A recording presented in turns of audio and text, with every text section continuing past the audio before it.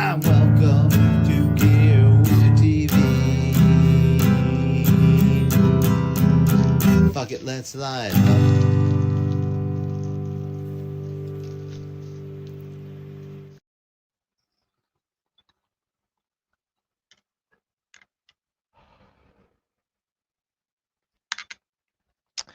Oh, sorry, I had already lit up. Hello, everybody, and welcome to yet another episode of Gear Wizard TV. Stoner cinema this week. But before we get into what movie we watched, let's bring in my little buddy, JD. What's Welcome, up, everybody. JD? Oh, just living the life over here. How's everything in your world right now? Tons of fun, tons of fun. And what are we smoking? Ooh, it's a new one from Bushy Beards. I don't know if you can make that focus. Peanut Butter Breath. Why is my camera reversed tonight? That's all wrong. Yes, peanut butter breath, Bushy Beards. There's Bushy himself. Delicious, wonderful. It actually does have quite the nutty smell to it. I don't know if it smells exactly like peanut butter, but it's pretty tasty. Is it nutty on the tongue?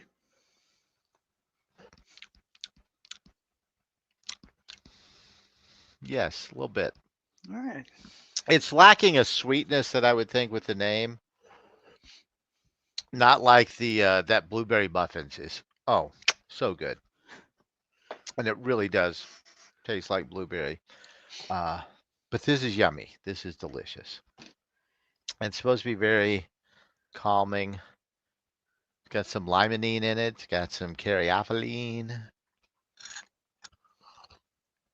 Not my all-time favorite myrcene, but we'll see. That was the first hit. That blueberry muffins is like elusive, right? Like It's you can only. becoming more and more common. Okay, I nice. think he realized we love it, and he's got it in a steady rotation now. Awesome. I Because have a I. new koozie. It's an old koozie. I bought it on eBay. Uh, I don't know if you're an old enough stoner to get this. I can't quite make it out. It's Fat Freddy Hmm. from the fabulous Furry Freak Brothers. I don't know anything you just said. So back in the late 60s, early 70s-ish era, there was a lot of underground comics. That was kind of the era of the underground comics. A lot of people familiar with R. Crumb and some of the stuff he did at that time. Uh, and coming out of Austin, Texas, you had this up and coming artist named Gilbert Shelton, who came up with a series of underground comics about the fabulous furry Freak Brothers, whose motto was, hang on. Oh, you know what? I never made a banner of that one. Their motto was, it is better to have weed and no money than it is to have money and no weed. Huh. And there was Freewheelin' Freddy, Funky Phineas, and Fat Freddy. And then there was a side strip about Fat Freddy's cat.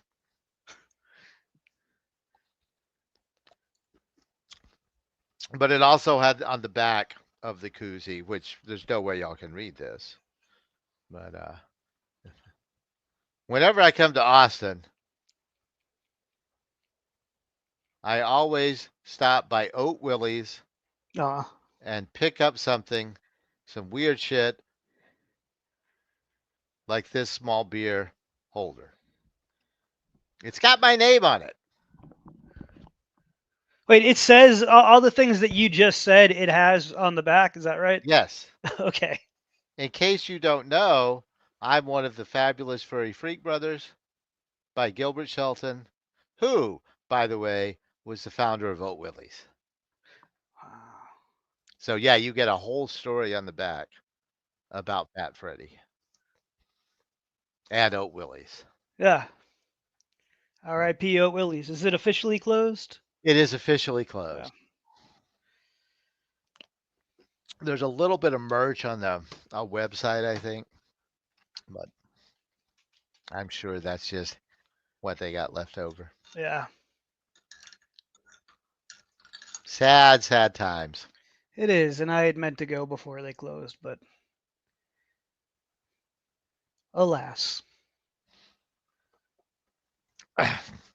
Well, and the oldest one had already been closed for a while. Mm. At that point, they were just down to South Oats.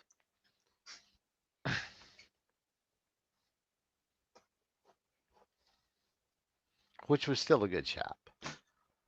Yeah, the website is still active, seeming. Yeah, you can pick up a little merch. Mm. You know, gotta get rid of those last few bumper stickers. I'm not sure what else they have. T-shirt or two, sticker, another T-shirt, bumper stickers. Yeah, shirts, some shirts and T-shirts. That's about it. That's all I need is another T-shirt.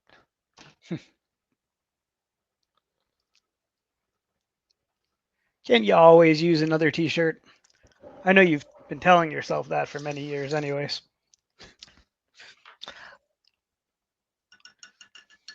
Yeah, no, right now I'm having to throw shirts away right now because I'm literally out of space in my closet. Yeah, I can't squeeze any more shirts in there. but then once you throw those older shirts out, then you can replace all of them. I know the too many T-shirts life. That's how I do it. Anyways, I fill the drawers up, then I go through and I get rid of the ones I know I'm never gonna wear again, so then I can get more T-shirts. Rinse, wash, repeat. But I love my T-shirts. What can I say? Oh yeah, And I've been this way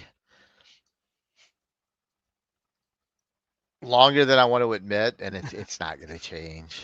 Yep. Yeah, you'll grow out of that. No, I won't. I wear more wrestling shirts today. I used to wear more concert shirts. So what's on the shirt changes. But it being a T-shirt. And nerdy shit like you can't see this one, but that's Tom Bombadil. Nice. Who should have been in the movies, Peter Jackson. I was just, he did have a compelling reason for not including him, No, But- it made a lot of sense. right? But yeah, Uh, would have been neat to see what he did, like what Peter Jackson's version of Tom Bombadil looked like. I think they're missing out. They could totally, like Amazon is making these other Lord of the Rings spin-offs that are not He's in canon. it. No, and he's in the Lord of the Rings show that Amazon's doing. But I don't watch it, but a friend does. Oh, I haven't seen it. I Yeah. just see you could do a whole little mini series just on Tom Bombadil. You could. You probably shouldn't. He's probably better In as sh- an small ineffable doses. character. Yeah, He's ineffable. You can't understand him. right. Don't even try. How many great characters have been ruined because we've wanted to over understand them? Poor Hannibal Lecter went from being a mysterious side character to learning about his childhood. You don't want to learn about these people's childhoods. It's too much. No, and then they wind up making him sympathetic, and you don't want him to be a sympathetic character. Right. I need Yeah. evil. Yes. I think we're getting back to that. I think there was like a time, I think that had its moment, maybe like 20 years of us being like, let's really look at the bad guy and unpack it and get to know it and sympathize with it. But maybe now we're like heading back to just having villains be villains in our stories. Speaking of, I have been rewatching American Gothic. Nice. I've been thinking about doing it. I need to sit down and do it. It pays. Yeah, it It holds up, pays. huh? I feel like it would Oh, it hold up. doesn't just hold up. It's Yeah, when awesome. Lucas Buck is on screen, you know shit's going down. Good. And then the way it just, so I was talking to Tara about it. You know, a lot of times when you have a guy like this, it's like, oh, and he can do magic, and look at the magic, and there's magic everywhere, and he's just Yeah. dropping it here and there. Whereas in this, he's just this really bad, evil, wicked, manipulating, charming as fuck Yeah. guy. And then every once in a while, there's just a little, oh, boop. Did he just do magic? Hmm. Boop. Did he just make that guy fall into a table saw? Or was it a coincidence? Boop. Did he just do that? And they just drop it in, and it's kind of, yeah, he did, but you don't have to believe it. And then Yeah. he's just this wicked evil guy again, not Magic Man. It So it was during that like post but almost adjacent period to Twin Peaks where like I think TV like they realized like that less is more with yes, like explaining things like this. Yeah.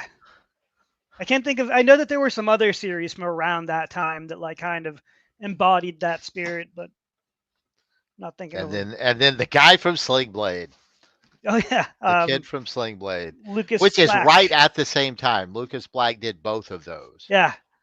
Right. And that, because to me, when Sling Blade, which was one of my Interspersed. favorite movies at the time, when Sling Blade came out, like the trailers for it, I was like, that's the kid from American Gothic. And that's why I wanted to see that movie so bad. Not because of Billy Bob Thornton, who I don't think I knew. No, nobody knew Billy Bob before that. But like, I wanted to see that movie because the kid from American Gothic was in it. So good. Yeah, I haven't watched that in a long time. It was a favorite. But same. we have another tie-in to American Gothic. Is it somebody from Grandma's Boy? Grandma's Boy.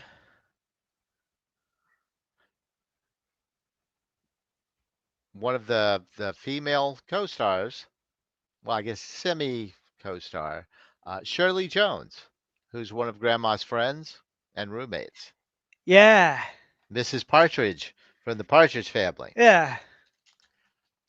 Her son, one of her sons, is Sean Cassidy. Oh, that's right. Okay.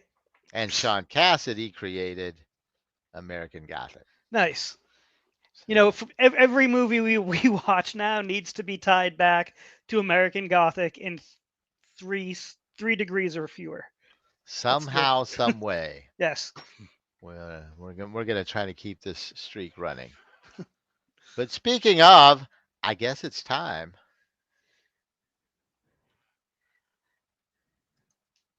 So I was super unfamiliar with this movie. I like vaguely remembered that it existed and that I had never seen it. But you had seen this movie before, yeah? I had seen this movie.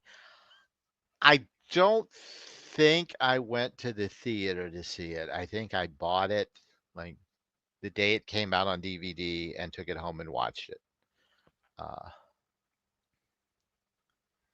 Yeah, I remember those buys. And then I don't think I ever watched it again, but not because I didn't like it necessarily. It was one of those. I had semi-fond memories. But I'm gonna say on the rewatch, you start to realize, yeah, there's a reason. Well, you may have enjoyed things, but there's a reason it didn't call you back. Yeah. And I almost like I hate to spoil this, but I'm gonna just go ahead and say this is a really good stoner movie in the sense that you sit around with your friends and you get high and you go, oh, hang on. and you watch the funny stuff, Yeah. and then you start talking to your friends again for a while shit's going on. And that you 'Cause probably never really even know what the movie's about, like ever. yes, but motherfucking Kevin Nash. Yeah, thank you. That was what I was about to point out. That was a fun surprise Kevin Nash sighting. It's like, wait a second, I forgot Big Sexy was in this movie. Yeah. He spilled the bong, party foul. Party foul. Yeah, The only so good thing about it is that's some nasty fucking bong water. so nasty. Do not ever let your bong look like that. But I love that they're just watching TV and Kevin Nash and this other guy and they're just repossessing all of their like everything they own. They're not repossessing that, they're just emptying it. Like, you Right. got to go. Take your shit out of the apartment. I don't care what happens to it. But they're putting that on the truck and then they tell him that he can just fill a box. Well, I guess he gets the rest of his stuff back later. Oh, for that's that. right. Yeah, they Okay, are yeah. they are taking his stuff in payment for rent. Right. That's right. I forgot that. Yeah, he's been paying his. And so this roommate, by the way, I'm pretty sure I didn't look it up, but I'm like 99% sure that that guy was in Kill Bill Volume 1. Do you know what I'm talking about? No. The scene at the beginning of the movie, he's paying when the bride is in a coma, he's like and being pimped out by like some degenerate, the guy who owned the pussy wagon, the guy who pays Oh, him, the guy who gives him the money to have sex with Uma Thurman's Buck. yeah, no, Buck's friend. Buck was like Buck. It was Buck was the I'm Buck and I came to fuck. But Yeah. then there was Okay. the Yeah. guy Buck who was the paid guy. Buck. Right. Okay. And I think that, Maybe. yeah, I'm pretty sure that's him. I don't know. I would have to do some digging. I don't even think he's got a Wikipedia page. I'm gonna do it. But I can't remember his name.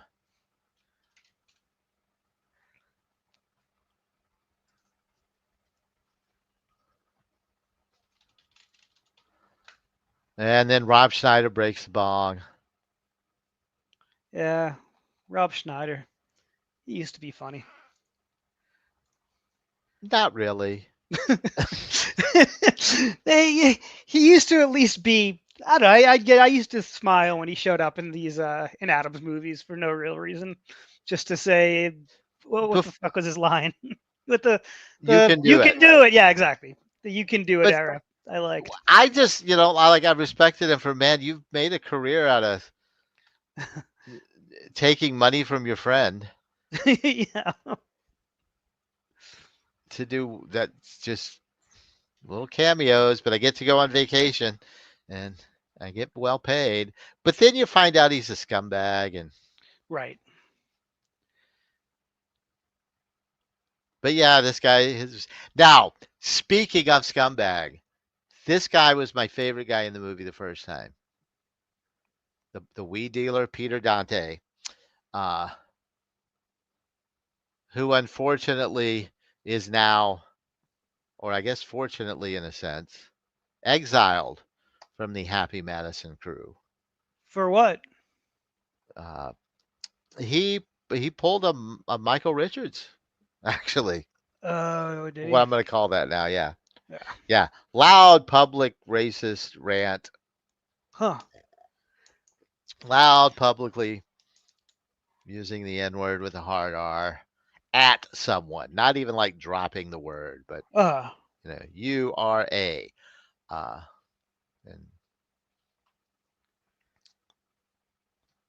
and to his credit, Adam Sandler is like, you got to go. Sorry. Yeah. Can't be friends anymore.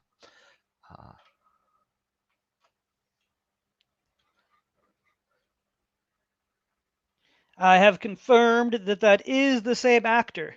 He was in Kill Good Bill eye. Volume 1 as Trucker, and then he is in this movie, Grandma's Boy, as Josh. Yeah. Excellent eye. Thank you. Now, our lead guy here, I respect in a sense because he used to have like a legitimate job, well paid, kind of professional, and he realized he hated it and he could make good money, decent money, doing what he likes. and being who he wants to be, and he does it. And I can get behind that. Yeah, it's admirable.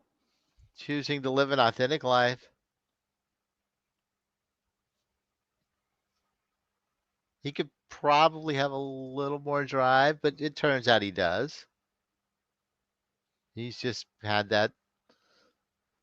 This is good enough. I, that we all do. Nick Swardson. I love every time he's on screen. Your bed's a car. It's a sweet car. I think he was my favorite character in this movie. Oh, by far. By far. It's a fucking sweet car. Because he is also just so happy with who he is. Calling his parents his roommates. Gonna get a CB radio for my car bed.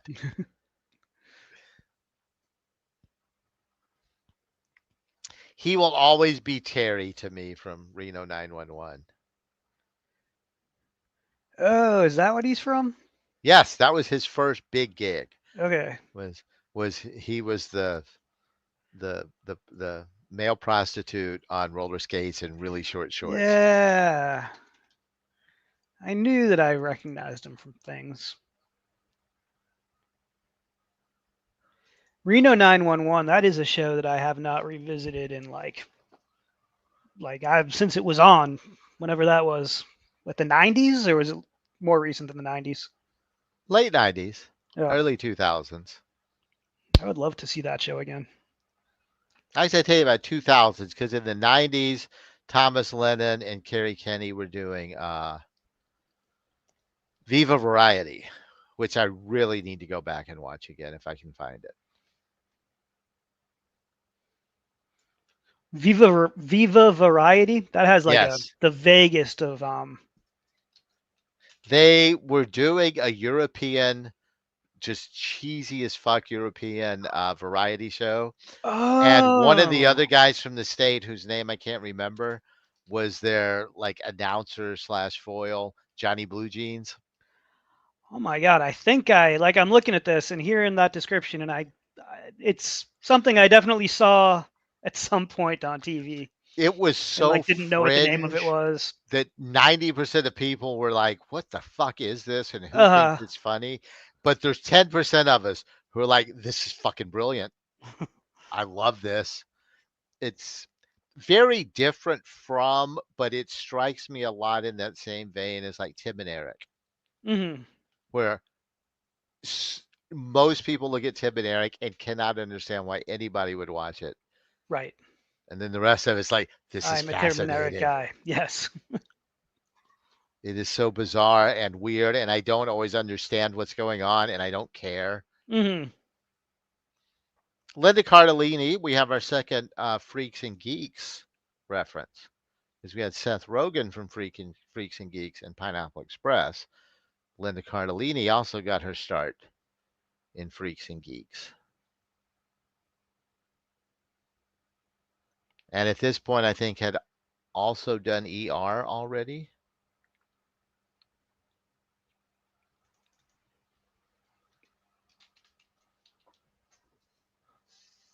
But now she's got the big game company executive job.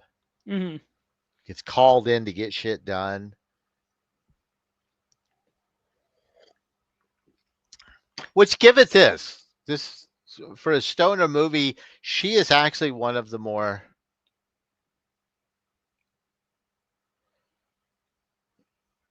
forward, positive female characters. That like she actually has a meaty role.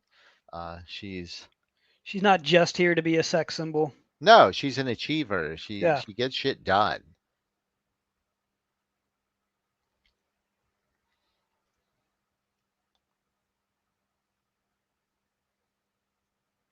This definitely paints people who work in the game industry in some kind of way.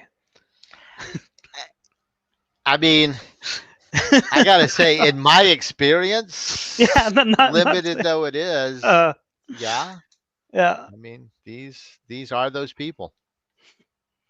Has especially the testers.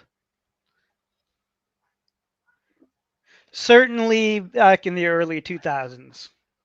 I think now things, maybe if These people are why I don't play online games.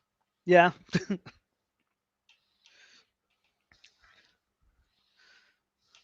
Kevin Nealon, always always worth watching, Yeah. even if this show isn't always worth watching. While he is on screen, it's always fun.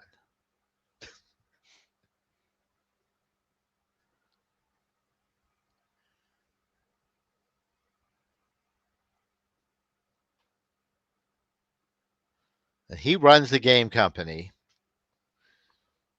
and they have one major creator who does everything, and he's going to try to do two games this year. One of which is Eternal Death Slayer 3. I did not like this character at all. And this is where the movie starts to go downhill. It Like we've really been decent does. up to this point, and this guy does not work. No, he sucks so bad. But even as somebody you want to hate, Right. does not work. It's like total moot. This is why you start talking to your friends about something else. Hmm. Hey, we should light another joint. Let's roll this up. Let's get some Doritos. And we'll come back and we'll pick up on things in a minute. That's the kind of rewatchability this movie has. And Hmm. really, first time through, you're not going to miss a lot. I do like that was an early Milady drop. It was. Before a lot of people had picked up on the Milady. Yeah, it was. That was unfortunately a thing for a little while. Oh, it still is. Is it? Amongst the a certain crowd. Yeah. Yeah.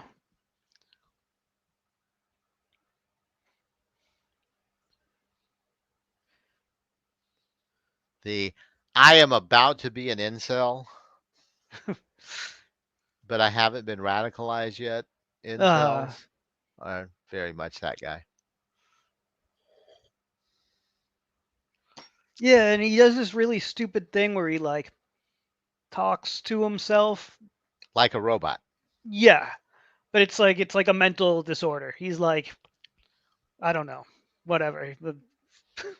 And yeah, it's like he just gets taken over by a robot that says things that are like demeaning to him, and I don't know. It's fucking annoying. It doesn't work. No. It's so bad. Yep.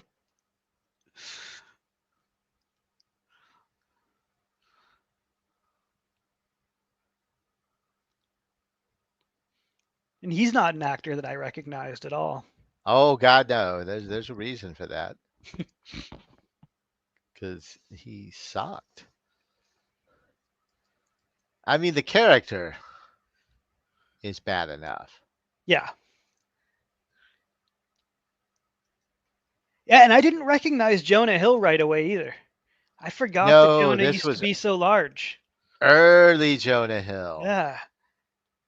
Yeah, this guy, uh, he had a part in Dodgeball, but I don't remember who he was. I'm due to rewatch Dodgeball. I haven't seen that one in a long time. Is that a stoner movie? Nah. Yeah. Yeah, and employee, so he was a very minor role. Ah. Uh, Yeah, so he gets downgraded from like the no, main that was feel of the first. movie. Oh, Yeah, that was and then first? and then Grandma's Boy, and then he's been in a lot of stuff that you haven't heard of. Okay. He had a role in Hatchet. He's Like the 2013. and Hatchet Yeah. 3 as well, so which was 2013. But nothing major. Bit parts here and there. This movie certainly didn't do him any favors, and I don't think he did it any favors. No. but I'm not sure anybody could have made that work. We totally skipped over the scene where the lead character is masturbating in the Yes, we did. bathroom, And and Nick Swartzen's mom walks in, and he can't stop uh, ejaculating. That's one of the few laughs this movie got out of me, was that scene. And the references to it later Hmm. weren't bad. But yeah, not a lot of laughs for me. Shirley Jones, still hot. So hot.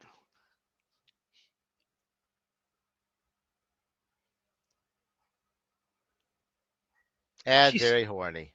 is she still alive? Yes, she's 91. Oh, good. And still hot. I don't know. I have not seen her recently. Uh, it's quite possible. I'm looking at a picture now. Doris Roberts, always funny. Sure, why not? I don't necessarily like a lot of the things she's in. I mean, the main thing I can think of at the moment is what is that? Everybody hates Everybody loves Joe or Raymond. every whatever. I don't Yeah. know. I can't stand the show. I've only seen it like once or twice. And Yeah, everybody loves Raymond. And what else is she in? Because I only recognized her from that she's show. in everything. Like the woman has had a massive career. Yeah. But she was in Christmas Vacation. Uh, what was the one of it? Dickie Roberts, which was kind of funny. Heartbreak Kid. She's done, some serious movies. She's in The Taking of Pelham 123. Hmm.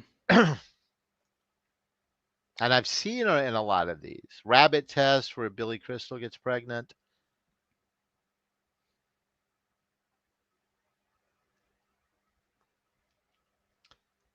Barefoot in the Park, I remember.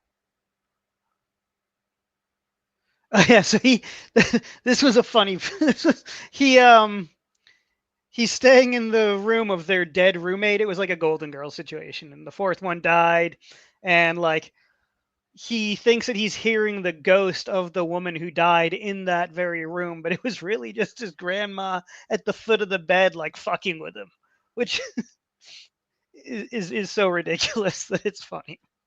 See, that's the parts of this movie that work. Right. His grandma fucking with him, Shirley Jones being Mhm. horny, them finding his weed, spoiler, and You know not what? knowing what it is. You know what really doesn't work? I don't know if he's been on the screen yet, but is the fucking African character that is friends with the drug dealer. It's just it's too much. It is, but it leads to some funny shit. Because Yeah. without him, you don't get the monkey. And yes, I know it's a chimpanzee. You don't get the monkey. I did like the monkey. And you need the monkey. The monkey is.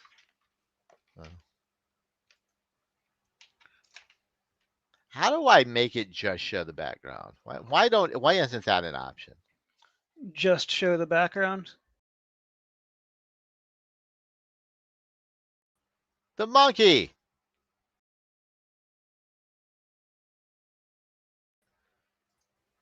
You got to have the monkey. Yes. We need the monkey. And the Cornholio t-shirt bit. But that's coming. We got to get there. Can't stop coming.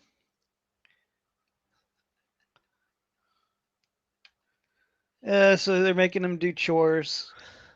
It's a whole montage of him doing lots of manual labor. And getting high. Hmm. Which another thing I respect about this movie, they're committed.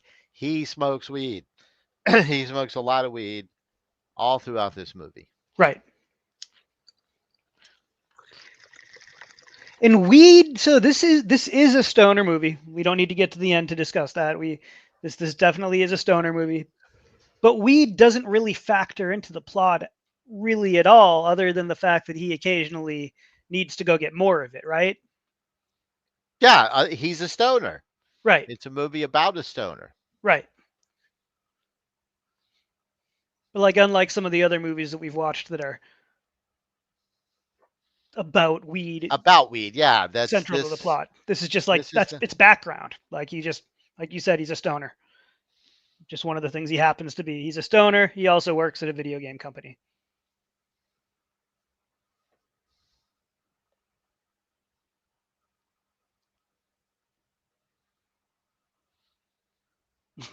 So he and just so starts. he's.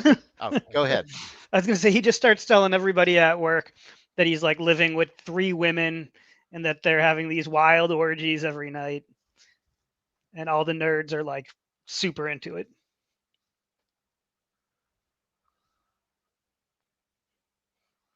Is this where you hear the robot voice for the first time? Yeah, please I get on think top so. of me. I guess the background for that character is that he was like a child prodigy as well. Yes. So it's just, yeah, just like, Yeah, he wrote his first game when he was 13. yeah. Eternal Death Slayer 1. And then And all now, on his own. Go ahead, you tell this one. yeah, now we find out that the lead character is writing his own video game in secret.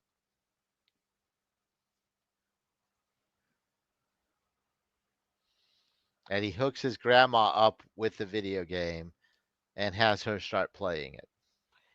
By the way, about 20 years ago or so, I tried to teach my dad how to use a PS3. He saw me playing a game and he wanted to play, and like the lesson did not go as well as this lesson's going right here. Like it was probably a 20-minute lesson that resulted in him handing me back the controller and never touching it again. Fuck this thing. Yeah. But she picks up on it real quick. And gets off. She Yeah. likes it.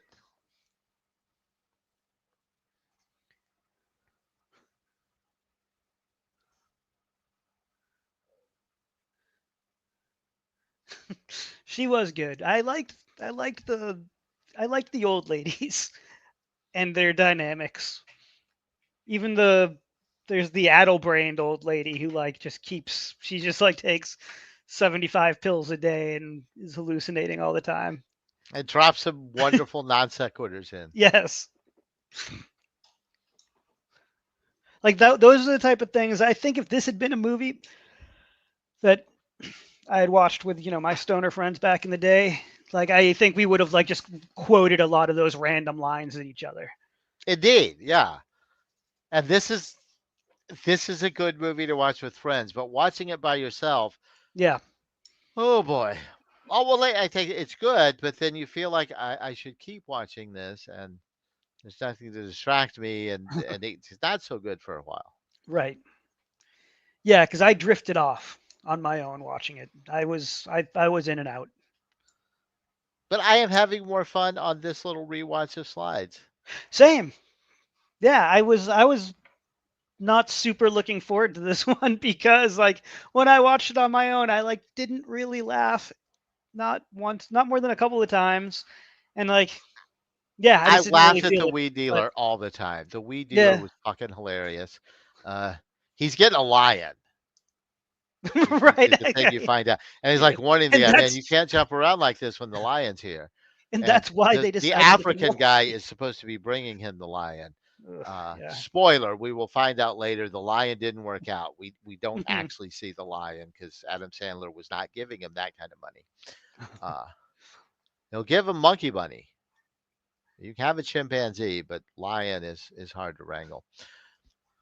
And he's he's just raiding the fridge. All the his grandmother, is cooking him whatever, just 17 things a day.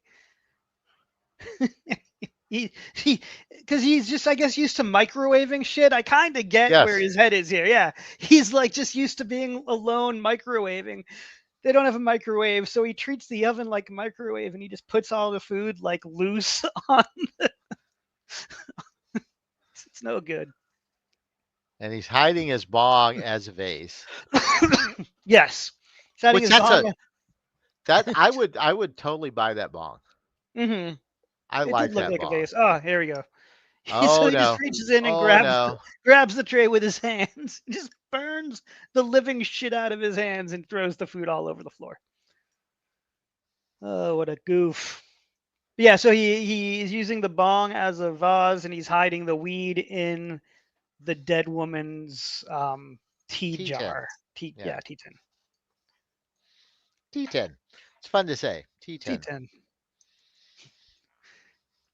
I have a cat in my lap. So now for a good chunk of the movie, his hands are just bandaged.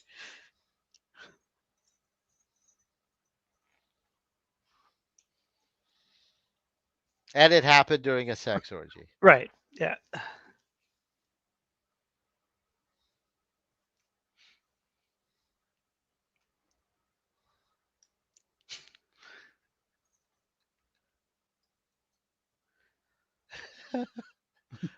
Yeah.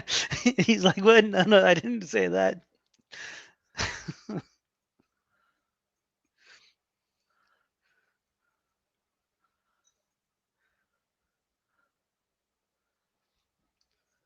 Yeah. Early Jonah Hill was He was big. big, big. Good for him. Yeah. Jonah's probably an asshole. I don't know if the evidence is 100% out on that, but he's Jonah.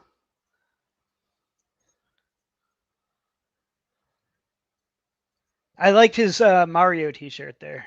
Yes.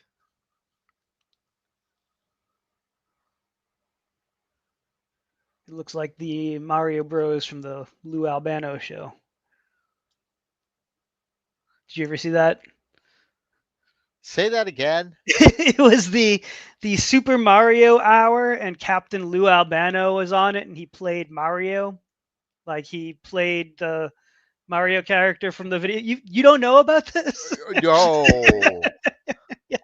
And, No. and so there were like it was like live action interstitials, and then like they'd show a Mario Brothers cartoon, and sometimes there'd be a Zelda cartoon. It was from like I want to say it was like in that when Mario Mania first hit, whenever that 1986, Oh fuck, I need to 87. see this. Yeah.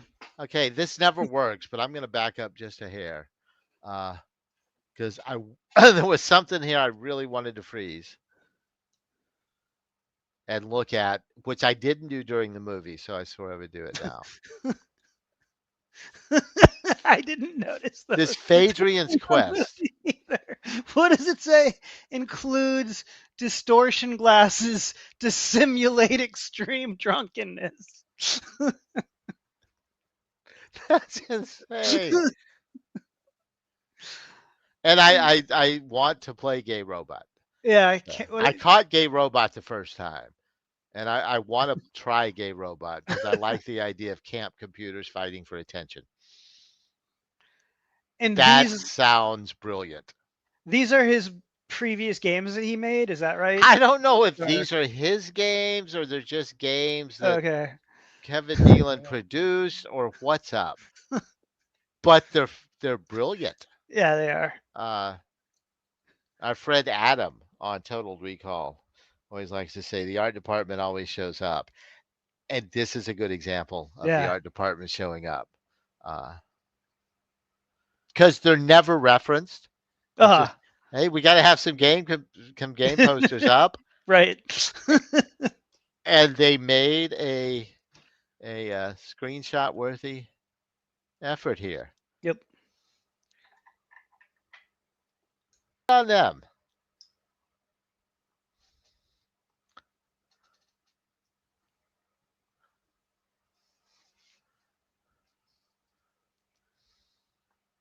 Oh, yeah, he's thinking he's invisible. This is like that scene from Guardians of the Galaxy Volume 2. This was Except 20 years before not then. as funny. Right. It was much funnier in Guardians. Yes.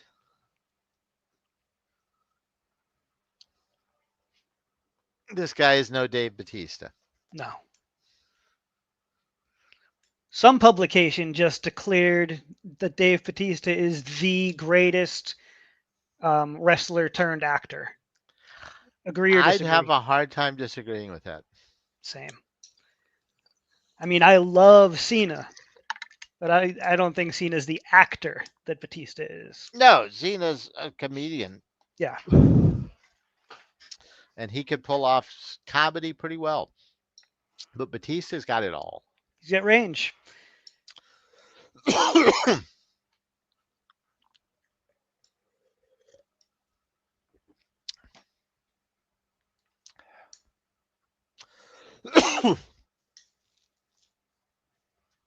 Yes, isn't it? They all think that he's gay now because I forget what was the thing that made them think he's gay.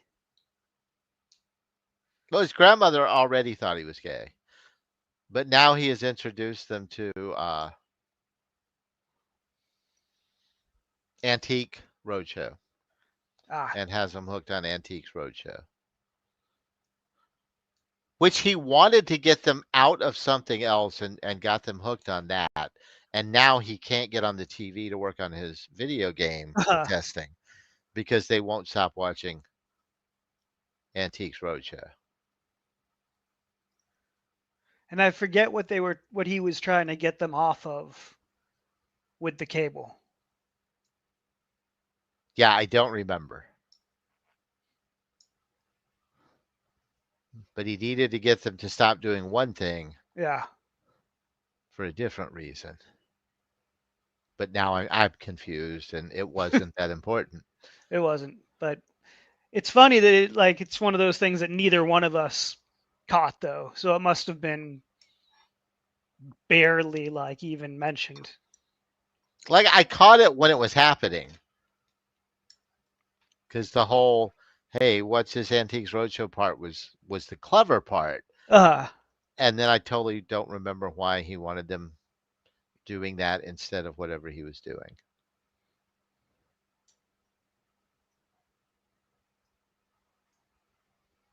I want the Cartman blow up thing. That was pretty cool. It was. I do like that bong. I do. And not just because it has frogs on it. Well, I enjoyed this Dance Dance Revolution scene. Especially the way Nick Swartzen's totally no sells Yeah. how good he is. So playing off like I have no idea what this game is. Yeah.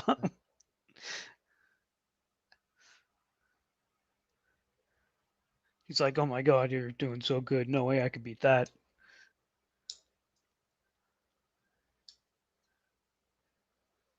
I have Did you? never in my life played Dance Dance Revolution.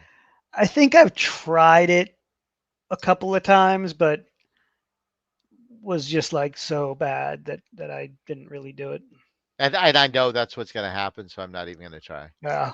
Like, there's no point in it. No, It's these it. people who can do these extreme levels like he's about to do, it's crazy. Crazy stuff.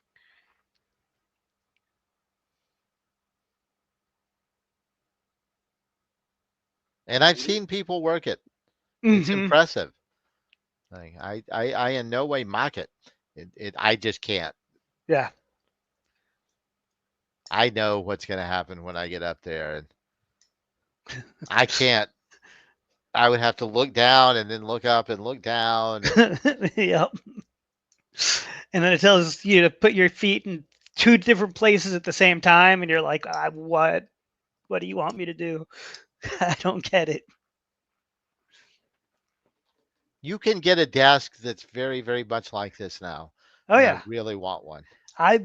That's you and I had the same thoughts during this movie because I thought the same thing. I was like, I'm a grown up now. Like I can have that if I really wanted it. Yeah, it's pretty expensive. I looked, Mm-hmm. and it's About more than I can 10K. afford for sure. Yeah. Reasonably. But you can you can kind of make one for a lot less though. get some. You kind of do it. Somebody more creative than me, Mhm. more skilled with working in their hand with their hands. Absolutely.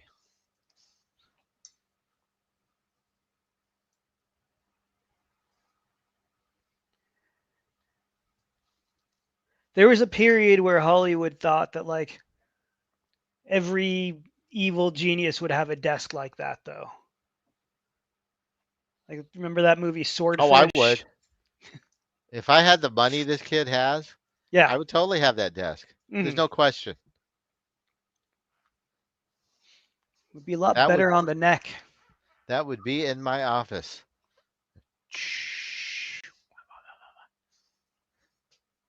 And I would probably never get out of it.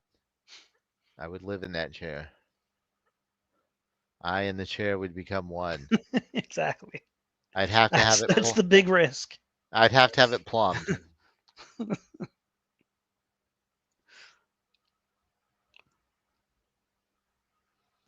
Just a shower head hanging right above it too.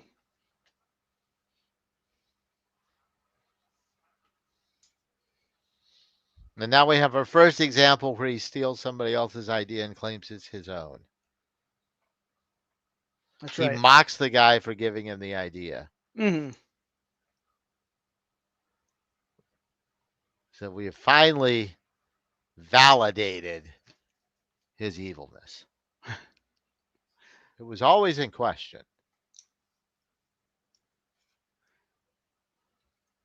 But Right. this You is knew he was going to be a bad guy from like the very moment he showed up.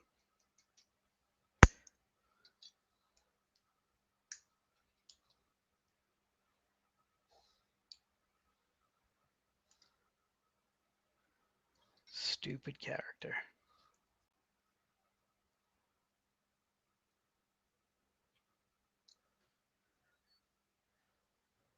We didn't miss the ladies coming to the office, did we? No. Okay, that's gonna no, happen. no, no. Yeah. That's near the end.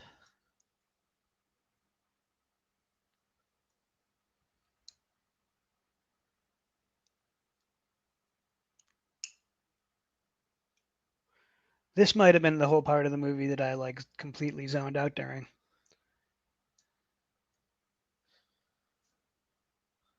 Yes, yes. It definitely loses some energy here.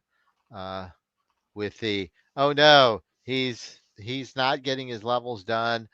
If he doesn't finish, we're all in trouble. Uh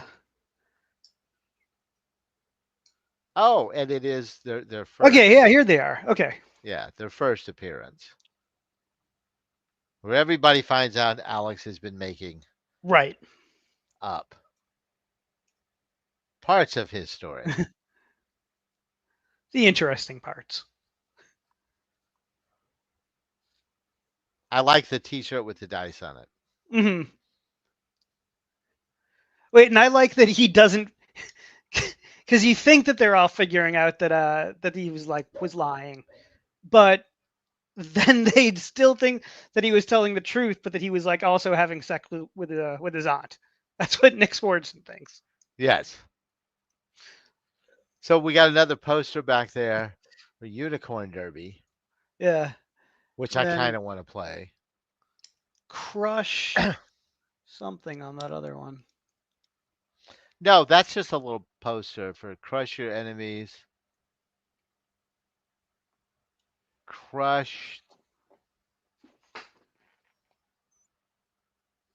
I the can't crush hurt my eyes crush again. your enemies, then start on your friends. Ah, And a Green Day album. nice. Yeah, I see the Green Day album. That's American Idiot, I think. It is American Idiot. Metal Gear Solid's a real game. Hmm.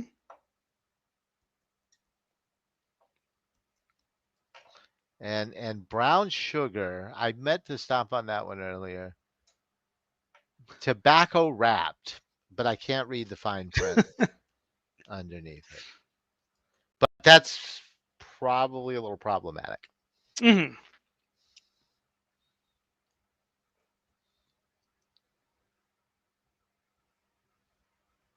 If he comes home later, he can play with me.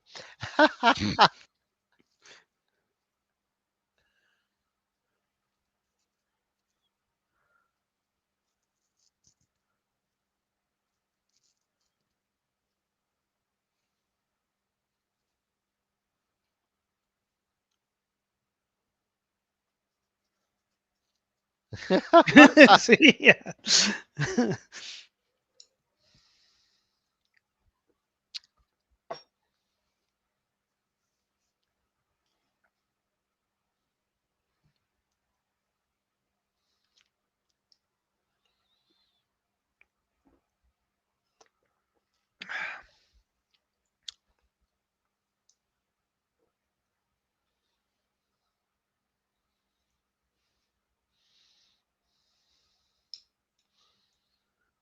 But he Yeah, so figures now out how to he's get him off the TV. right.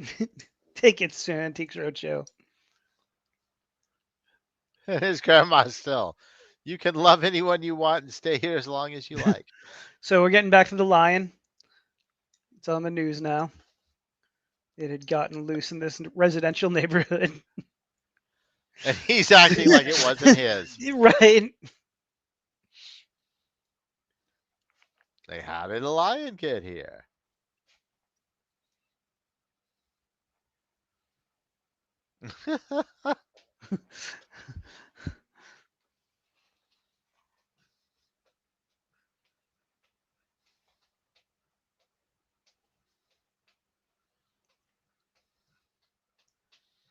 Don't play video games. Gotta light a joint. But like, I don't know how he's making that game, by the way. Like, I don't know what the process is. It involves working on the TV though to code it. I don't know. It was the early 2000s. He's got a Nobody computer knew he's anything. plugging into the TV. He's just using the TV as a monitor because he, for some reason, doesn't have his own monitor. Oh, okay. The game he's playing on a console that he has to use the TV for as Right. well. But look at the size of that joint. It's not a joint. He's burning sage.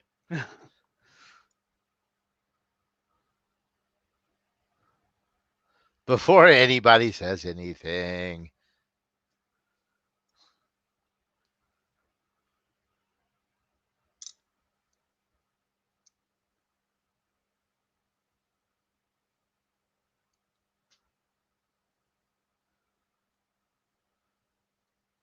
And yeah, we haven't mentioned this before, but Kevin Nealon likes to tell the rest of his team his dreams. And they influence many of his choices.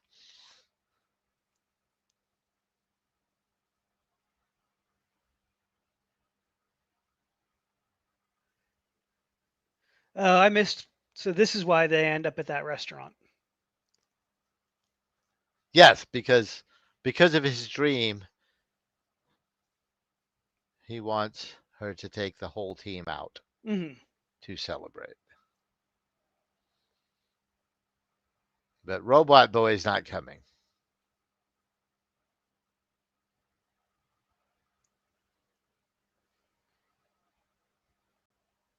Right, because he's gonna go home and watch special features on Buffy DVDs, right? Yes. Well, no, Buffy episodes that aren't out yet Right. that he has gotten access to. Yes.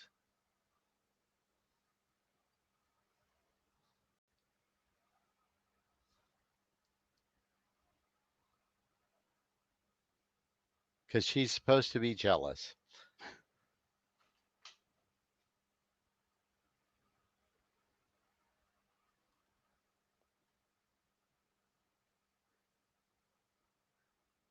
Who plays the waitress? I don't remember. I thought it was somebody. I think it was. I just don't remember.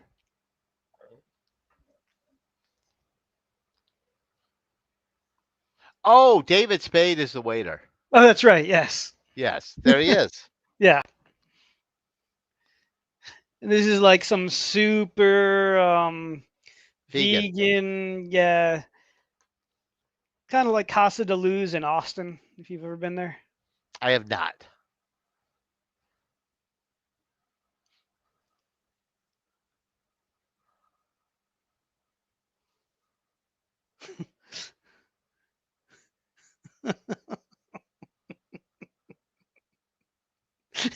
He's just like he reminds me of a very specific type of person that I used to work with in the restaurant industry, though. Like he's doing a good job of like selling that he's really into what this restaurant is doing, while at the same time like secretly like kind of having a layer of contempt for it behind right behind the surface.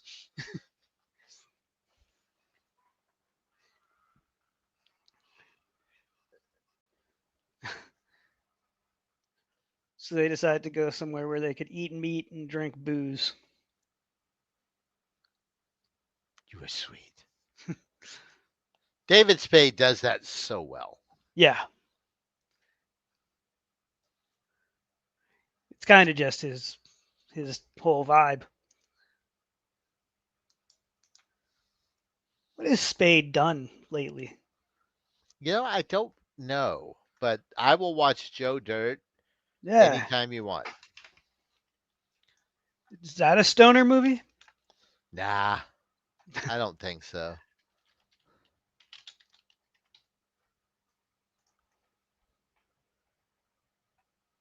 And yes, if you can't tell by some of the digressions here, the movie at this point has really started to go down Mm-hmm. in its energy, because now we're going to get they are going to hook up after all, aren't they? Now that the project's over, uh, and he's telling his story about quitting his real job to become a game tester.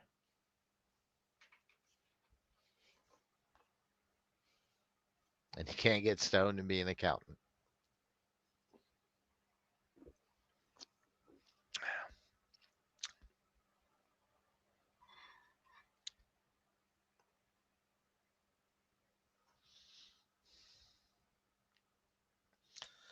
And I totally get that. Especially the freedom of the job, where you could even say that to your boss.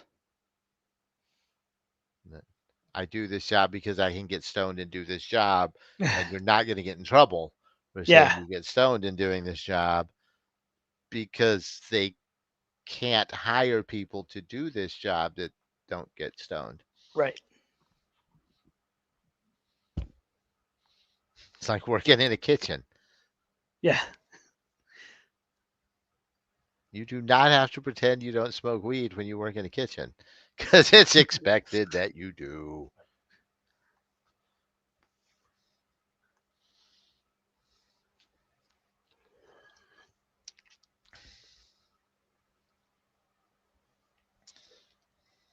Because 90% of people that work in kitchens can't get a job anywhere besides a kitchen.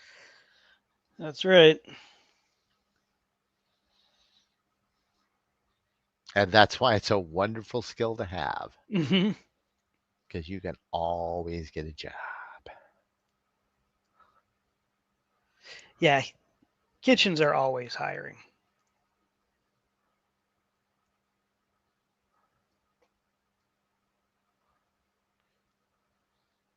I never really worked in a kitchen. I worked a dish pit, and I did like short order stuff, like at like a pizza sandwich shop. So like made pizzas and like steak and cheese subs and shit like that. But it was like a not like a kitchen.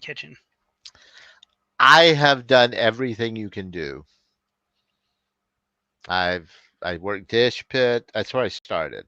Yeah. But I cooked. I did prep. I did uh, never main cook, but like did fry cook, hamburgers, uh,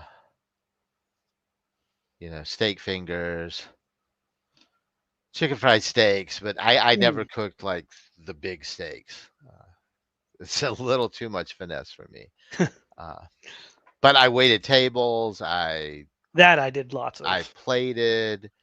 I did everything you could do in food service. Yeah, I worked front of house for like years. But I mean sometimes even doing front of house, every once in a while you would end up on the dish pit. Every once in a while you would end up doing expo in the window, I prep just work. remember when I transitioned from back of house to front of house. Uh, and there came that point where you realized y- you lost privileges and you weren't treated the same by the rest, all your old friends that were back of house. uh, Like, you've changed, man. We'll still hang out with you. yeah, I was like, you can't use that word anymore. I yeah, got that. I got that one day. You can't use that word anymore, man. yeah. Dude. It is two different worlds. Like you said, they do blend. You do hang out, but like being in the trenches in the back of the house and then being in the trenches front of house, like they're two separate trenches, and they're kind of at odds because like front of house is annoyed the back of house isn't going fast enough, and back of house is going as fast as they can, and they're annoyed the front of house wants them to go faster. So there just becomes this like this rivalry, right? Like there is like Yeah. this there's a wall. Yeah.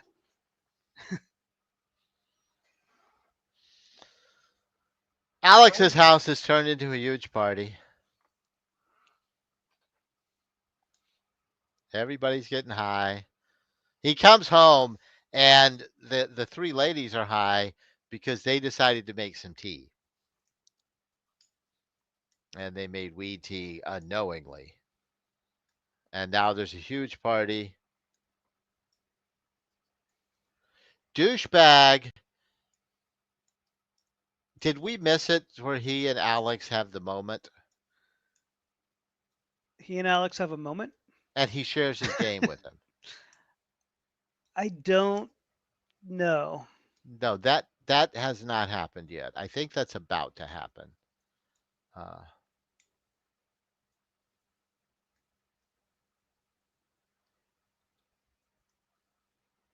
this was a little cringe. A little. This was a little cringe. Yeah, this was weird. And it just kept being weird. Yeah, it goes on for a while. And it definitely just felt like a scene where they were like, hey, Jonah. Like, Jonah was like, I want to wind up with my face between some titties in this movie. And they were like, we'll make that happen for you. Like, that's because there's no reason to have this other than that. So, yeah, it's a little creepy. It is a particular type of humor that seems to run through a certain group. That again, I gotta say, part of me wants to mock it and make fun of it, but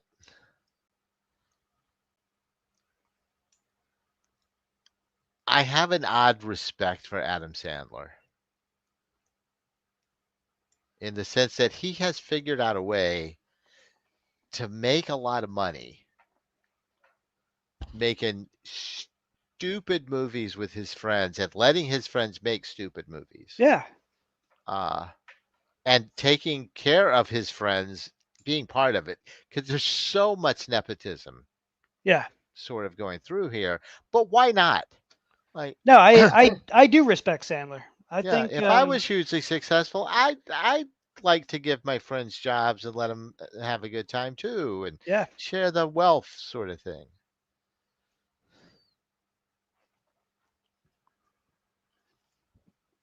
And he makes movies I have no interest in seeing, but Netflix pays him a lot of money to So make much. movies on vacation, essentially. Yeah. Like, we're gonna make a movie in Hawaii, and we're gonna work about 3 weeks, and we're gonna be there 6. Did we talk about Happy Gilmore too the last show? I know I talked about it No, with I have somebody. not watched it. Okay. I'm not in a huge hurry to, and there's just been way too much other stuff I wanted to see. It's all right. There's stuff that I liked it more than I didn't. And MJF was really funny in it. That's why I should probably watch it, Yeah, honestly. Like that works. I will watch it to see MJF. he's good. And Becky Lynch is in it too, but like not really. I mean she is, but She doesn't say anything. She might have one line. I don't know. I do love how everybody else is no selling Jonah Hill with Yeah, his face in this lady's breasts. It just kept going on and on and on. it And then, does. It goes on a long time. and then Linda Cardellini sings a song. What song is she singing?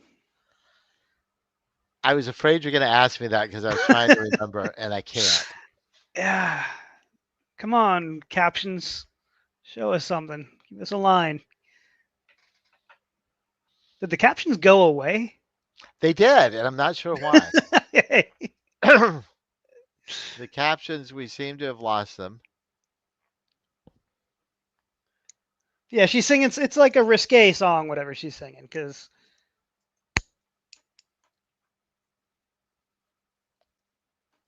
there's a freeze frame for you. Yeah, the captions are back now. Yeah, they don't caption the song. Uh, I can't remember what it was.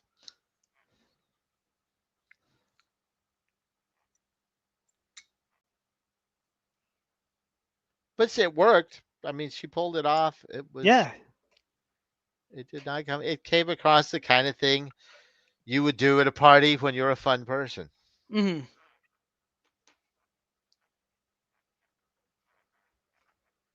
And now the aftermath. Except he finds out that his grandma's doing the picture thing with her.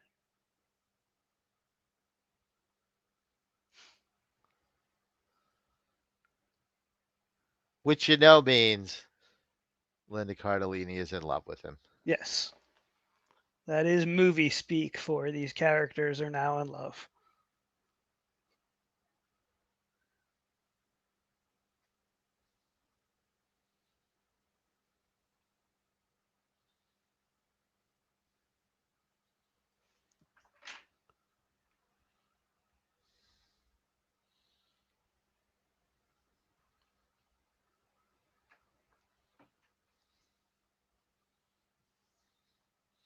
And I like him being here because he reminds me of his granddad. This is our sweet, happy moment. Yeah.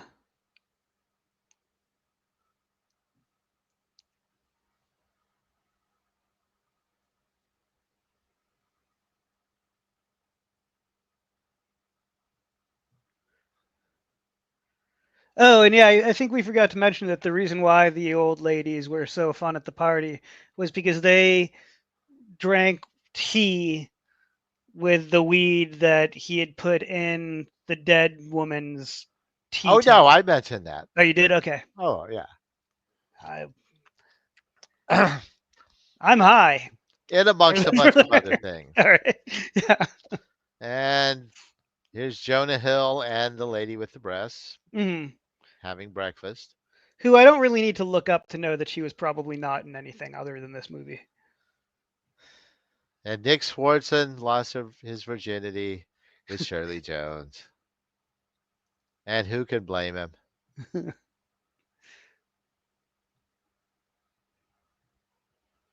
Shirley Jones is a player. And he respects it.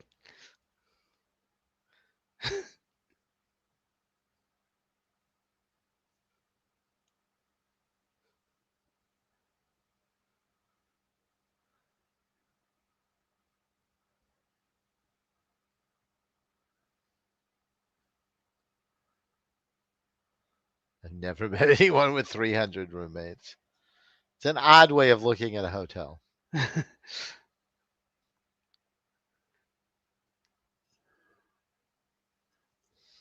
Oh, does she live in the hotel? I guess I missed Yeah, because they just a lot brought of her this. in to do this job. Right.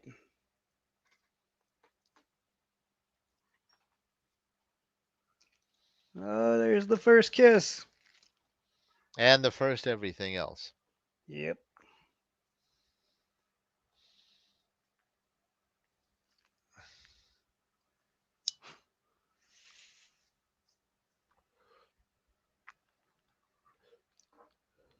Oh, no, they didn't go all the way there. That's right. It was just a kiss. In this room that he's in, it might be the same set from the second Nolan Batman movie. It's like that big hangar that they like have the Batmobile in and shit. I swear it looks just like this room.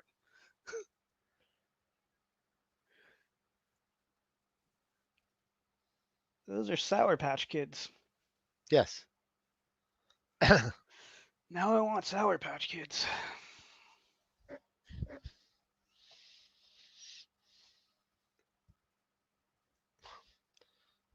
And he gets the message they left him as a prank.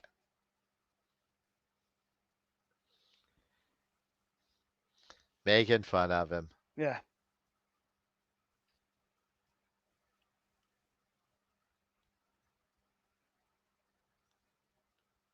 And Schwarzen's bragging on his.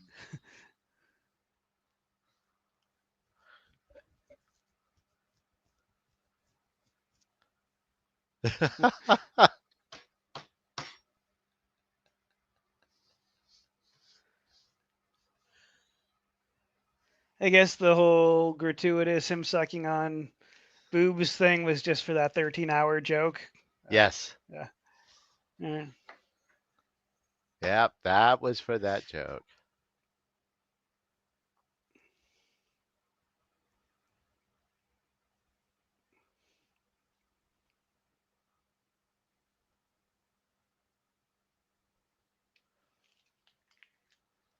And now he's jealous because he found out that they went to lunch together.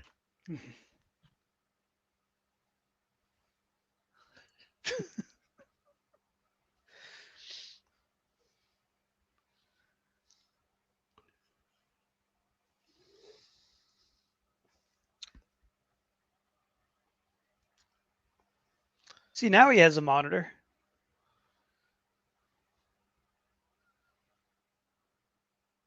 This is where he tells him about the game, right? Yes. Yeah, because this guy, oh, my feelings are hurt and I want you guys to like me. Yeah. And he starts to feel bad for him.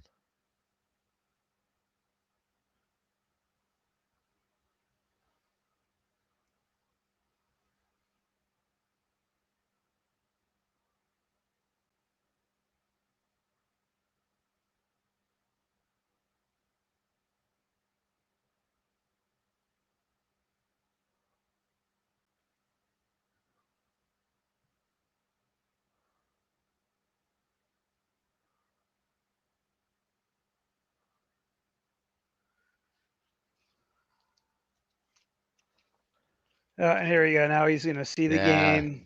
Now we get into the game. Yeah. I'm so high. I just totally zoned out. Me too. Uh, That's what happens when it's the two of us sometimes. And he's really impressed with the game.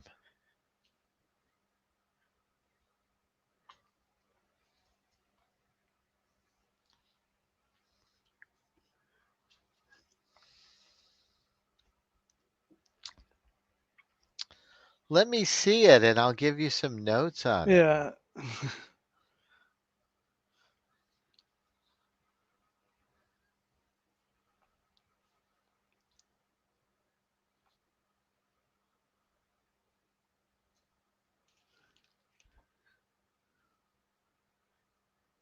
Meanwhile, his game is like way better than Death Blow 3.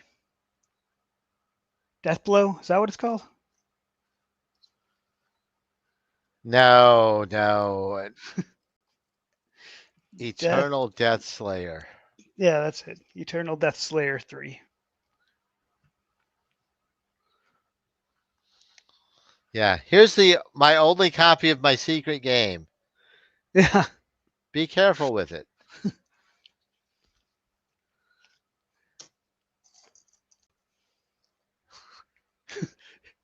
They hired a guy to teach the chimpanzee karate,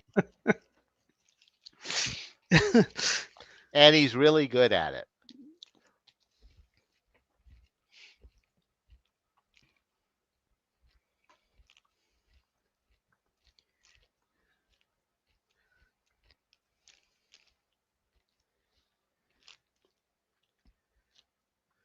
And the witch doctor is the only one that can talk to the karate instructor.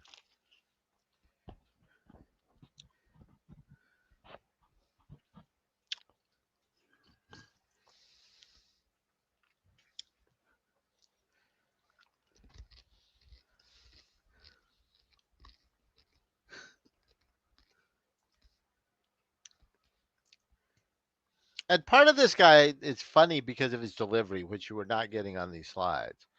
But he had a funny delivery. The witch doctor? No, Oh, the drug dealer. the drug dealer. Yeah. The drug dealer is the one that you said was canceled by Happy Yes. Madison. Is that right? Okay. Yeah, Peter Dante. Had you seen him in other things before? A couple.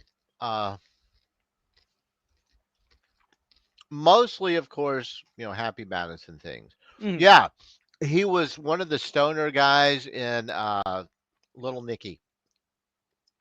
Oh yeah. And he was one of my favorite guys in Little Nicky. He was in Big Daddy too. It says. And he was in Mr. Deeds. Yeah. And he was in 51st Dates. Noticing a pattern here, and grown-ups too. All right. I now pronounce you Chuck and Larry. That's my boy. He is in almost every. The Wedding Singer, The Water Boy. Yeah, every Adam Sandler movie until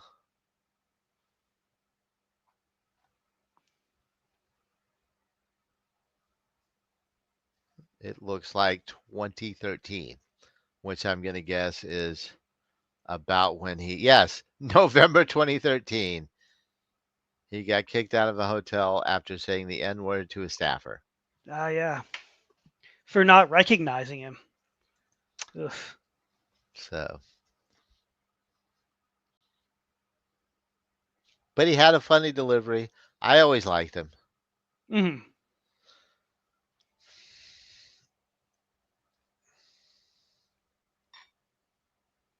Too bad he was not a good person. He also got arrested in 2020 for threatening his neighbor or something like that. Yeah, because now he's angry. Right. They took my job.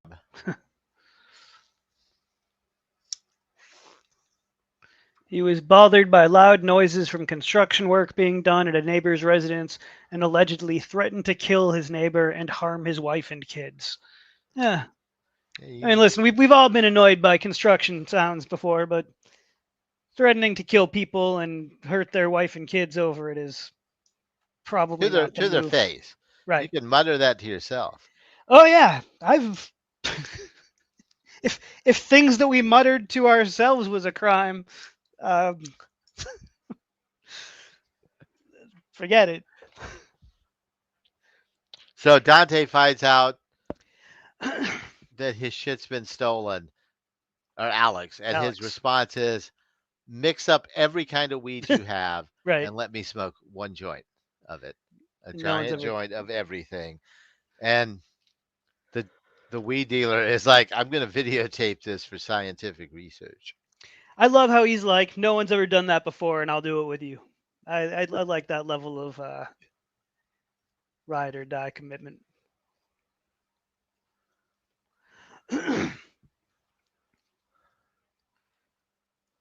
And then me and the monkey are going to play a game. But there's the TV's not even on.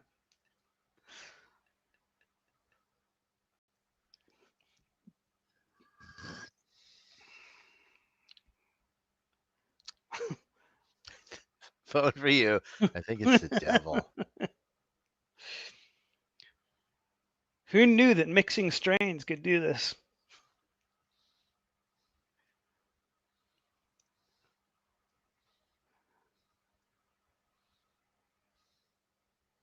But unbeknownst to him, Linda Cardellini went to find him and talk to his grandma and realized his grandma knows the game and can play it well. And that's going to be the proof that it was stolen because Yes. douchebag is denying that he stole the game, and Alex, of course, has no evidence Hmm. because that was his only copy, and he didn't tell anybody about it. But here comes Grandma.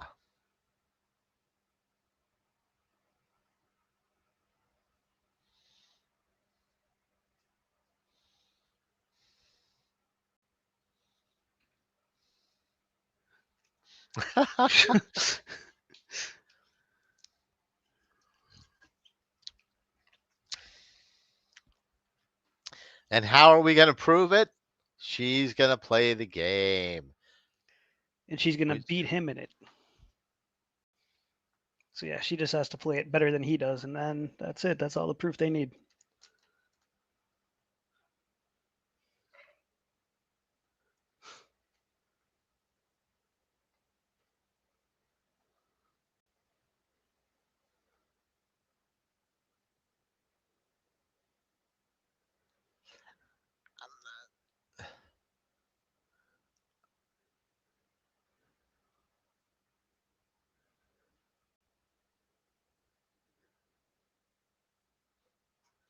and they're mocking each other, and they're making out.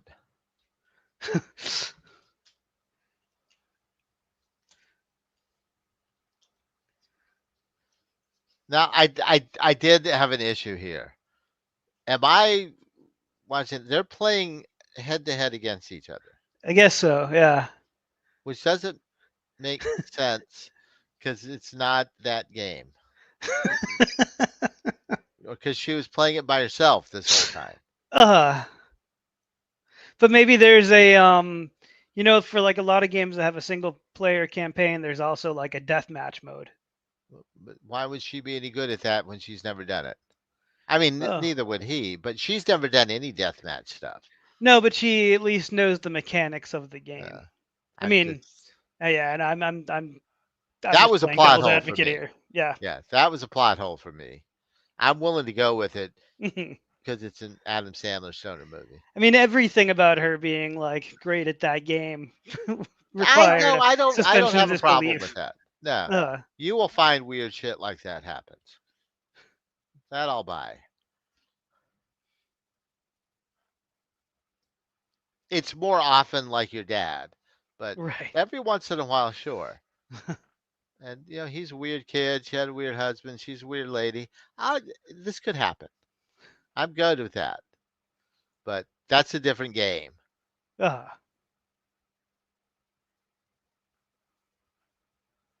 When you smoke it, you get so stoned you shit your pants. Like, I don't want to do that. But he's going to,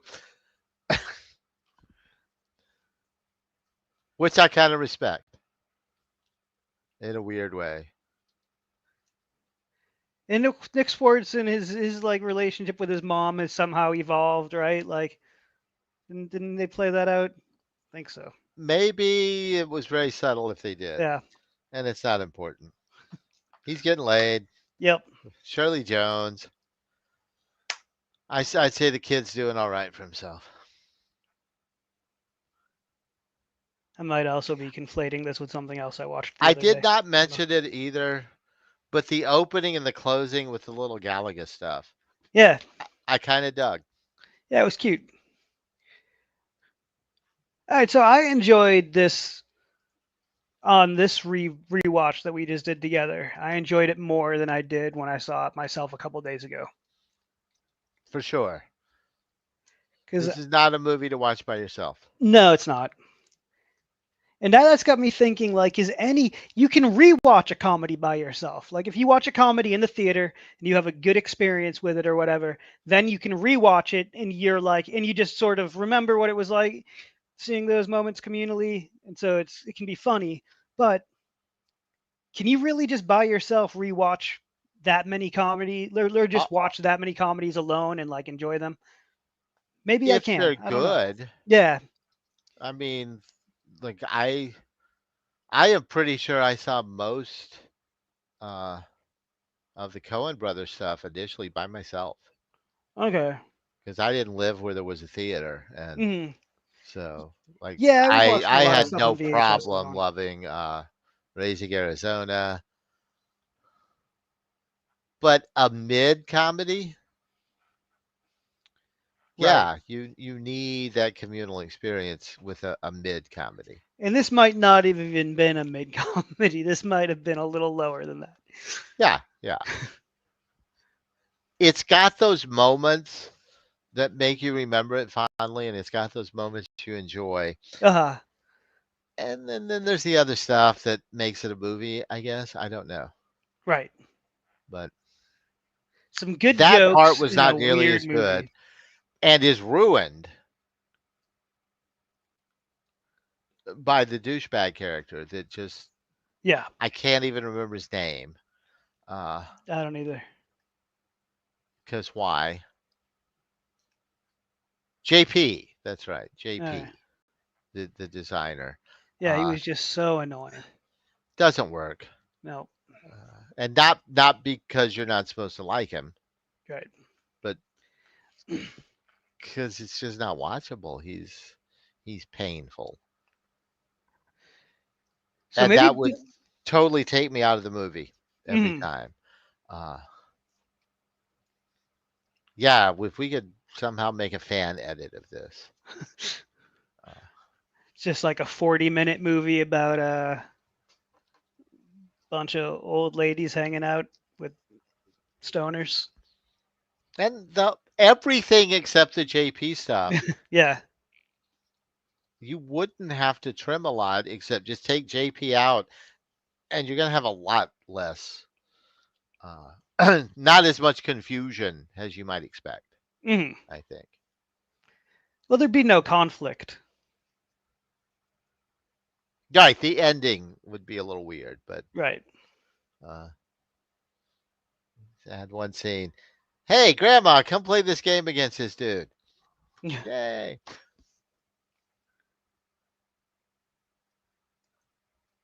But no, I have to agree that this was more fun than rewatching this movie by myself. Nice. And I had fond memories of it. And I remember getting places and go, this is why I haven't come back. Mhm. Like subliminally, subconsciously. Like that's not there's gonna be stuff you like, but you're not gonna want to sit through this whole thing. Right. But Yeah, get and I some don't. friends, smoke some weed, have some things to do on the side, and have conversations and digress, and don't feel bad. What year did this one come out? I want to say 2006. Let me double check. Yes, 2006. Yeah. Yeah, I was into other things in 2006. And on the plus side, it's 94 minutes. You're not going to Right. waste a lot of time. Uh, the the stuff with unfortunately Peter Dante's character is well worth pausing for. Rewind if you go too far while you're having your digressions. Uh, Nick Swartzen, almost always worth watching, and And the ladies. the ladies, Yeah, that's always about worth it. watching. Yeah. And there's the other stuff you could just, again, Yeah. kind of tune out. And every once in a while, have the remote handy because you're gonna miss something and go, "Ooh, I got to go back," Yeah. and then laugh, laugh, laugh, and I don't know if you're my buddy Tron, you're probably gonna enjoy the scene with Jonah Hill and the. I believe she is in the credits as Milkmaid,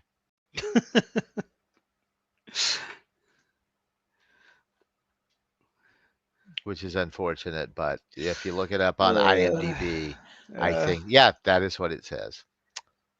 are you checking to see if she's been in other things? Because that's what I was just trying She to has been find. in 5 things. She played Hockey Girl in a movie called Pucked in 2005. Uh, she was in that Keira Knightley movie where she plays a bounty hunter, Domino. Never saw that. She had a part in that. I'm sure it was huge. It says Entertainer, uncredited, so yeah. uncredited. I've never heard of What's Up Rockers, No, but but she was a she stripper. was a stripper in an Yeah. episode of Entourage. Mm. Oh yeah. And she was a Very, stripper in What's Up Walkers as well. So I imagine that that's probably just who she was. And that's how, yeah. We need a stripper. right. I'm a stripper. Yep.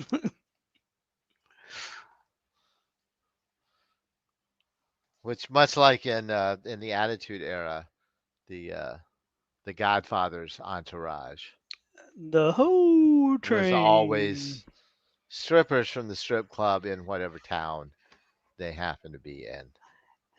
And if I'm remembering correctly, not all towns were created equal. No, no. Not a huge surprise. Charles Wright actually owns a rather large strip club in Las Vegas. Who was Charles Wright? The Godfather. Oh, is that his real name? Yeah. Oh. And he still runs a strip club in Las Vegas with his wife. He looks like a man who owns a strip club in Las Vegas. I mean, that kind of was his character. It was, yeah. And they say the best character is you turned up to 10. Although I always kind of loved him as Papa Shango. Papa Shango.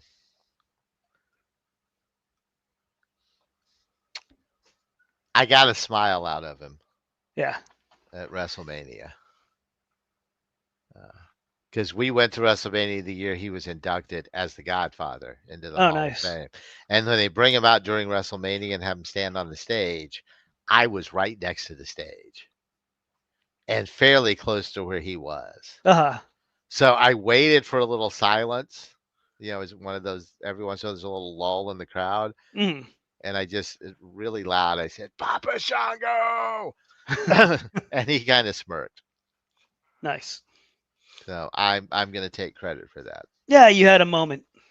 If you ever see him, you'll go, remember back when somebody yelled No, Papa man, I Shango? don't remember that. And I got to shake DDP's hand when he was leaving. They had like a Legends Battle Royal sort of thing. Mm. And when he left, he didn't go up the ramp. And he came around and went by my seat. And I had a Diamond Dallas Page keychain that I waved and said, look what I got. And he came over and shook my hand. DDP was going through the crowd when Jey Uso was playing with Tonka trucks. There he is. Just happens to be on my desk today. Totally unplanned. Well, But that, my friends, was Grandma's Boy. Let the digressions during the discussion be a sign, yes. nay, a recommendation for how you should watch this movie. With lots of breaks and snacks and weed. I don't know. I feel like it was funny enough to semi-recommend. Yeah, no, I'm gonna recommend it with that same way. If you are someone who loves getting high with a bunch of friends and you've already seen like all the other stoner movies, then there's no reason to not watch this one.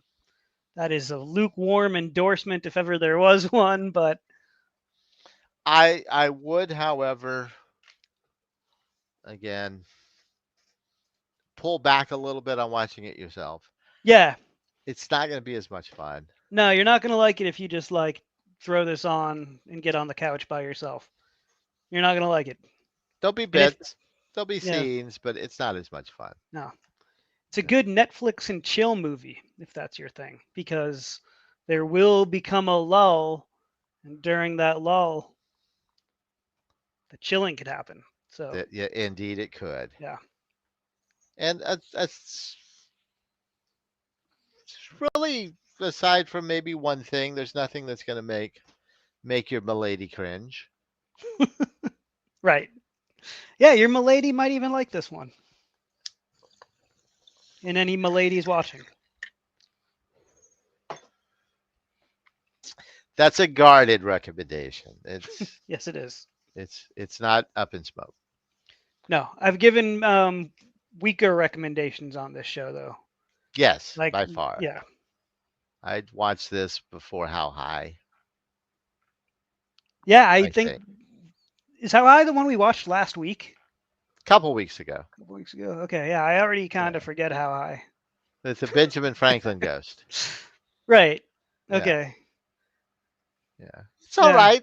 It's all right. This Yeah. was as Method much Man and fun Red as Man. that. Yeah, Uh, I think this was maybe a. Yeah, it's about the same as that. Yeah, there you go. That was maybe a little better. I don't know. I I don't don't know. know. Well, it's Yeah. hard to say. Yeah. Uh, which begs the question, though, what do you want to watch next time? That is the question. Did anyone have any good suggestions last time when we watched it when we chose this one? All I can think of is Dazed and Confused, and I feel like we were saving that for something special. I have two recommendations. Go for One it. of them actually comes from Bride of Pumpkinhead, and this is a weird one, and I'm not Oh, 100% convinced let's hear it. that it's the time or the place for it. But you'll pardon me because I absolutely have to remind myself uh, what the name was. Okay. And I'm going to pull this up because I want to give you a little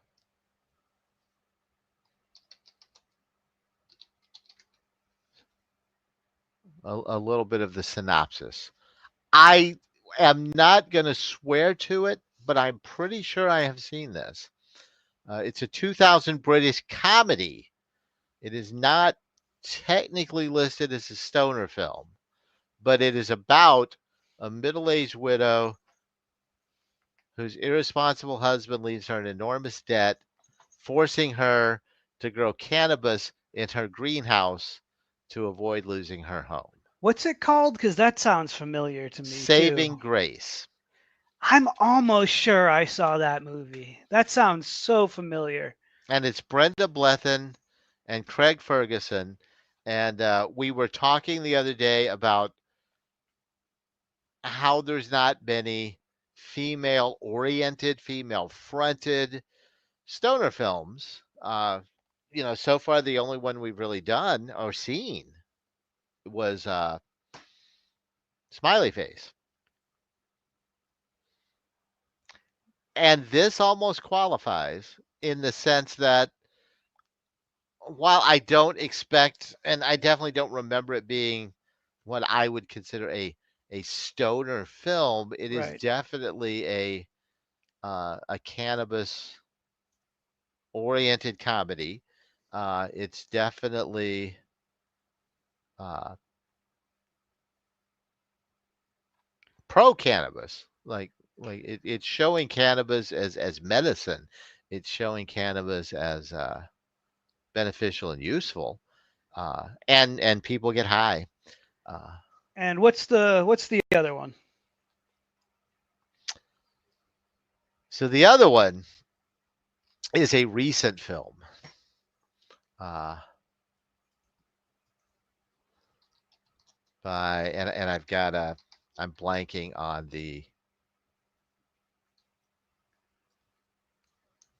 director's name, and I don't want to because it deserves to be mentioned. Kevin Smith, No, Alan Smithy, oh come on, it's a little obscure, and I just can't remember this guy's name. Here we Scorsese, go. Jim Hosking. Jim Hosking. Jim Hosking. You might remember him. It was a little more popular. Uh, I'm sorry. I'm talking autism again. Uh, The his Greasy more Strangler. popular film was An Evening with Beverly Lufkin, but the Greasy Strangler was Yeah. my first exposure to him, and still my favorite between the two. So you're Uh, talking about Ebony and Ivory then? but Ebony and Ivory is his newest film. I Yeah. saw this last year at Fantastic Fest. And you loved it. I absolutely loved it. I Is it? interacted with one of the lead actors afterwards, twice actually, two different scenarios. One of which we're going to have a video of if we choose this movie and watch it. Uh, Is this a watchable movie? Is it like how would we even see this movie? I have a copy of it. Oh, okay. Yes, Did it it ever was get released? released. Yes, It it was was. released very recently. It had a run in the Draft House theaters across the country and a few other art house ones, but it is for sale. It is purchasable. I have a copy All right. Well, I that vote we can this. watch. And it is very bizarre. Is it really a It, stoner film? oh, yeah, yeah. Jeff and Okay. I already, Jethro Bott and I talked about this. And weed does play a role in it. It definitely qualifies on the stoner film list. It's Did very surreal comedy. did And it Jethro is Bott like it as much as you did? yes. It is a fictional retelling of the meeting between Stevie Wonder and Paul McCartney that led to them creating the song Ebony and Ivory. It is not about them creating the song Ebony and Ivory, but it is the meeting that they have where they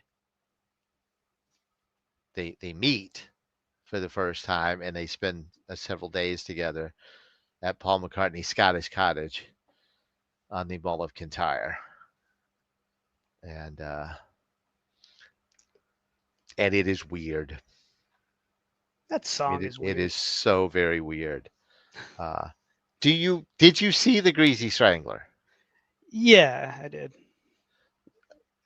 Did you enjoy the Greasy Strangler? Yeah, in the moment. I've never wanted to rewatch it though, but in the moment when I saw it with a crowd, I enjoyed it. So what I like about Hosking is that style of repetitive humor Uh, where we repeat we say something and it's kind of funny, and then we repeat it yeah, until it stops being funny, right. And then you keep repeating it till it's funny and then we again. repeat it Yeah. until it's funny again, Mm, and then what the fuck? Let's just go a little bit further right. and see what happens. Yeah. I like that too. This is that movie. Okay. So then let's do this. Let's if we're gonna watch God, what was it called? So we Saving think we Grace. both if we're gonna watch Saving Grace, I would want to watch it. I would want to do that show with Bride of Pumpkinhead. So I agree.